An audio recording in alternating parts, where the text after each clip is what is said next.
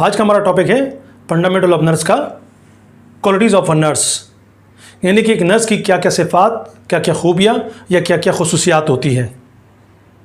अब हम इसको दो कैटेगरीज में डिवाइड करेंगे।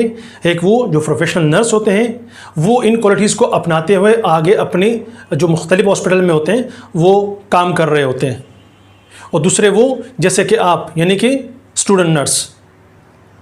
तो आपको ये क्वालिटीज़ अपनाते हुए आगे चल के आपको प्रोफेशनल लाइफ की तरफ या प्रोफेशनल नर्स की तरफ लेके जा सकते हैं।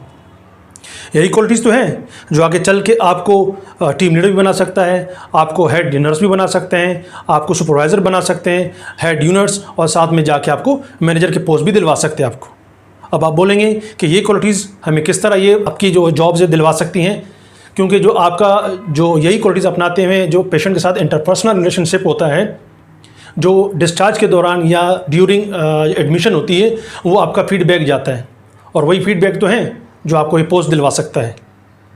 और दूसरी सबसे बड़ी खुशियात इसकी है यही क्वालिटीज़ की कि ये आपके अप्रेजल में बहुत अहम किरदार अदा करते हैं।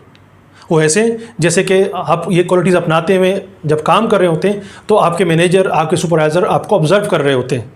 जो आपका पहले अप्रेजल जाता था पुअर और गुड में, अब वो वेरी गुड और एक्सीलेंट में जाना शुरू हो जाएगा। तो ये क्वालिटीज़ क्या है और इसकी क्या मीनिंग है, इसको उर्दू तर्जुमे के साथ देख लेते हैं और उर्दू मीनिंग के साथ देख लेते हैं। सबसे पहले है humble and honest. Humble and honest मतलब यानी कि आजिज़ी और ईमानदारी, ये क्वालिटीज़ नर्स के अंदर होती है। इसी को आगे चलते हुए लॉयल यानी कि वफादारी, वफादार, अपने शोबे से अपने प्रोफेशन से वफादार होना। सेल्फ कॉन्फिडेंट, सही, खुद एतमादी, खुद एतमादी, ये क्वालिटीज़ होती हैं।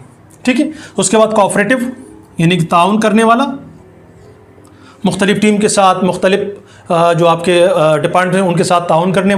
गुड लिसनर, गौर से सुनने वाला, गौर से सुनने वाला, किनको, पेशेंट को, अटेंडेंट को और अपने जो आपके जो सीनियर हैं उनको। ठीक है। कीन ऑब्जर्वर यानी कि आपका गौर से मुशाहिदा करने वाला, कोई चीज़ को देखने वाला। ठीक है। गौर से मुशाहिदा करने वाला यानी ऑब्जर्व करना, किसी चीज़ को देखना। उसके बाद आपका है क्या, गुड एडमिनिस्ट्रेटर, एक अच्छा इंतज़ाम करने वाला, अच्छा इंतज़ाम करने वाला।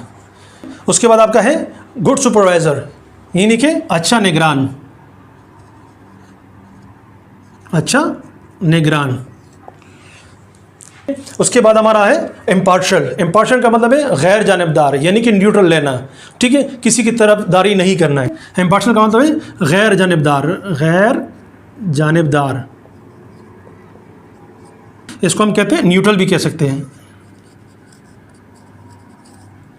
ठीक है।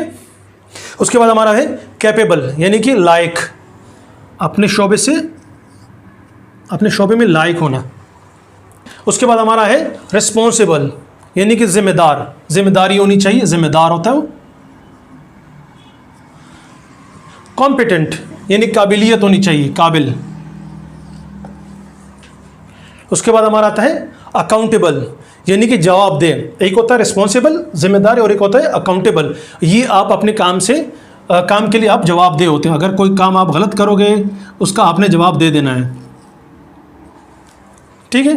फ्लेक्सिबिलिटी, आपके अंदर लचक होने चाहिए, मतलब अगर कोई इमरजेंसी आपके साथ हो गई है तो आपके अंदर एक पूर्ति होनी चाहिए, लचक होनी चाहिए कि अभी आपने क्या करना है। ठीक है। लचकदारी या लचकदार होना चाहिए या पूर्ति।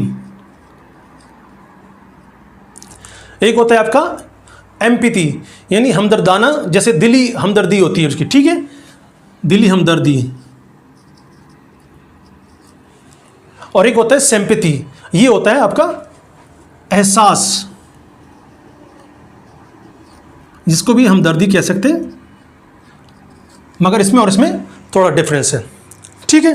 तो ये थे हमारे कुछ पॉइंट्स और भी इस तरह के कुछ पॉइंट्स हैं, मगर अगर आप इसको इस तरह लिखोगे और इसी तरह आप इसको उर्दू मीनिंग के साथ याद रखोगे तो आपसे इंशाल्लाह भूलने के इंशाल्लाह कोई चांसेस नहीं कि आपको भूल जाएंगे। ठीक है, इस बात का खास ख्याल रखें कि हमने जो पिछले वीडियो में हमने रोल ऑफ नर्स देखा था और ये क्वालिटीज़ ऑफ अ नर्स, इसको थोड़ा मिक्स मत कीजिएगा, इसको थोड़ा सा देख लीजिएगा कि इसके इसमें क्या क्या डिफरेंस है।